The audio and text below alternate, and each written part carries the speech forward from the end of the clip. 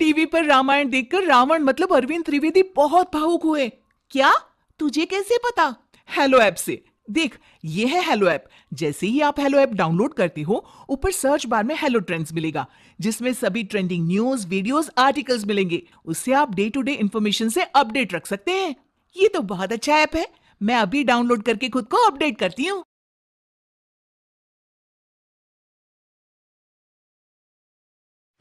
जादू टोना जैसी चीजें खतरनाक है, लेकिन जब उनका प्रयोग एक बहू के हाथों होता है तो वो कितनी मजेदार हो जाती है। खुद देखिए।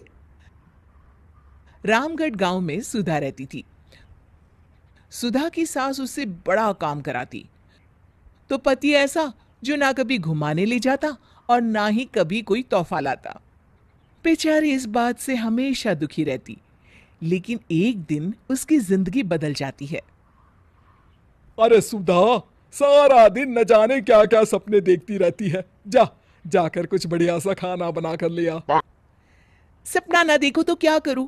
मेरे तो कर्म ही फूट गए जो ऐसे घर में शादी हो गई। इससे अच्छा तो माँ जी कोई फुल टाइम मेड ही रख लेते। ओहो, बढ़िया ही फुल टाइम मेड रखने वाली। मेरे बेटे के लिए तो विलायत से रिश्ते आ रहे थे। वो तो तेरे पापा ने तेरी इतनी झूठी तारीफ कर दी कि हमारा तो मन ही पिघल गया। अच्छा, विदेश से रिश्ते? वाह माँ जी वाह। अरे भगवान से तो डरिए। विलायती बहू लाकर क्या गाय का गोबर लिपवाती? बहू बहू होती है, ना वो देशी होती है ना विलायती। बहू का काम सिर्फ सास की सेवा और घर का काम होता है। और सुन, तुझे मैं क्यों बताऊं कि मैं क्या करती? जा जाकर घर का काम कर। सुधा मन महसूस कर वहां से चली जाती है। शाम को सुधा का पति जल्दी घर आता है, जिसे देख सुधा खुश हो जाती है। जी, आ गए आप। जरूर मुझे कहीं घुमाने ले जाने का प्लान होगा आपका। सब समझती हूँ मैं। अरे नहीं भाग्यवान, घूमना क्या है, बस आज जल्दी बस मिल गई तो घर जल्दी पहुंच गया। अच्छा सुनो, जरा आज शाम की चाय के साथ पकोड़े भी तल लेना, बड़ा मन कर रहा है। सुधा पति की बात सुनकर पैर पटकती हुई किचन में चली जाती है। वो काम करते करते खिड़की के बाहर देखती है कि तभी उसे एक चमकीली सी कॉपी दिखाई देती है। वो खिड़की से उस कॉपी को उठा लेती है और उसे खोल कर देखती है, तो उसमें सुनहरे अक्षरों में लिखा होता है, जादुई किताब, इस पर जो लिखो वो सच होता है। सुधा उस किताब को देखकर खुश हो जाती है और जल्दी से पास रखी पेंसिल उठाकर उसमें लिख देती है, मेरी सास सारा काम कर दी। तभी उसकी सास किचन में आ जाती है और कहती है, अरे बहू, सारा सारा दिन लगी रहती है काम में। अब जा जाकर आराम कर ले, मैं तेरे लिए चाय और गर्मा गर्म पकोड़े लेकर आती हूँ। सुधा ये देखकर हैरान हो जाती है और कॉपी लेकर कमरे में आ जाती है। तभी वो देखती है कि उसका पति आराम से बैठकर किताब पढ़ रहा होता है। सुधा झट से कॉपी निकालकर उसमें लिखती है, मेरा पति मुझे घुमाने ले जाए। बस फिर क्या था।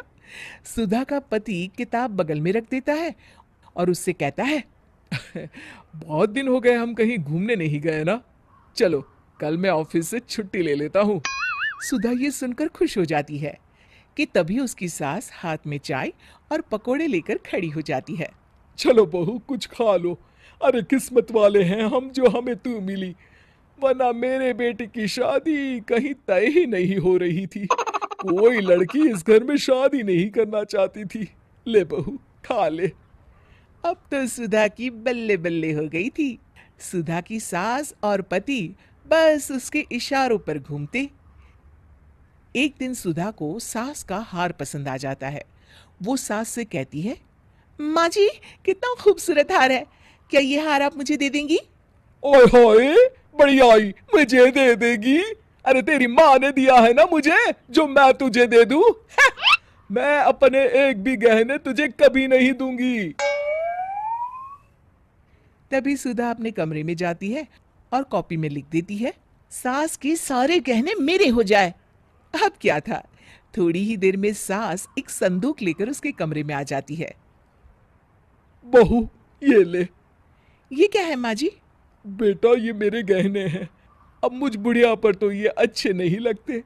तेरी तो उम्र है पहनने उड़ने की, ये ले गहने तू ही रख ले।